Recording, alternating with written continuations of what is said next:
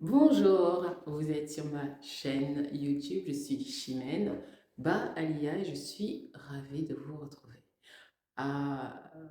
Aujourd'hui, je voulais parler sur fuir l'impudicité. Fuyez l'impudicité. La Bible nous exhorte, la Bible nous donne ce sage et très sage conseil et la Bible mentionne aussi pourquoi. La parole déclare que le péché... Alors, fuyez l'impudicité. Celui qui pêche et qui pratique l'impudicité pêche contre son propre corps. Pécher contre son propre corps, c'est savoir que vous êtes en train de changer plus que ce que vous pourriez imaginer que cela implique dans votre quotidien.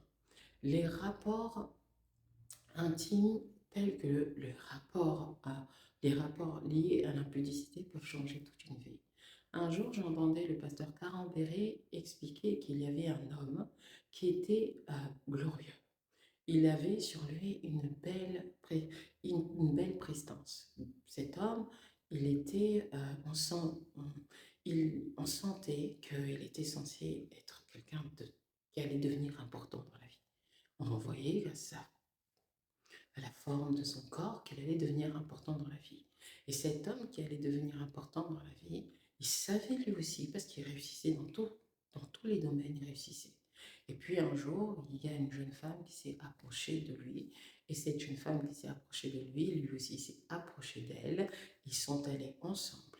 Et il s'avère qu'il avait une dimension, je pense, assez prophétique, assez spirituelle, et il s'avère qu'il a vu son, son corps, son être se lever. Lui, il était toujours allongé. Il a vu son être se lever et suivre la jeune femme avec qui il venait de pratiquer ce rapport intime. Et il a vu en esprit qu'il s'en allait, mais qu'il s'en allait comme un être qui était tout malheureux, tout triste. Mais il s'est vu s'en aller. Et quand il a vu qu'il s'en allait, il a été pétrifié d'horreur, en fait. Il a été pris de terreur. Et lorsqu'il a été pris de terreur, la jeune fille a vu qu'il a vu et qu'il a compris. Et elle s'est mise à rire. Écoutez bien, elle a rigolé. Et elle lui a dit qu'elle était venue sciemment vers lui parce qu'elle avait vu sa gloire et elle lui a dit, je te l'ai prise. Je t'ai pris ta gloire. Et depuis ce jour-là, il a commencé à errer. Cet homme s'est mis à errer sur la terre. C'est pour vous dire que parfois, moi, quand j'ai entendu cette histoire, ça m'a, oh mon Dieu. Et il lui a fallu des années, des années pour qu'il puisse retrouver cette gloire qu'il avait perdue.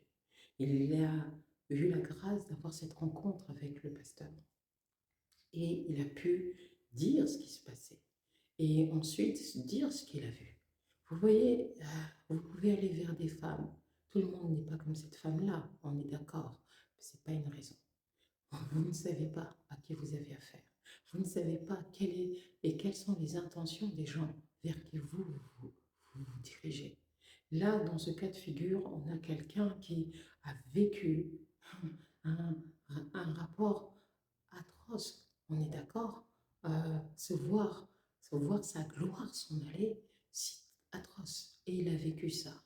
C'est pour nous dire que lorsque Dieu nous enseigne, quand vous pratiquez ce genre de péché, vous vous livrez à ce genre de réalité, où quelqu'un peut vous prendre plus que ce que vous n'avez imaginé que vous étiez en train de donner. Donc voilà, je vous souhaite de passer une bonne semaine et peace.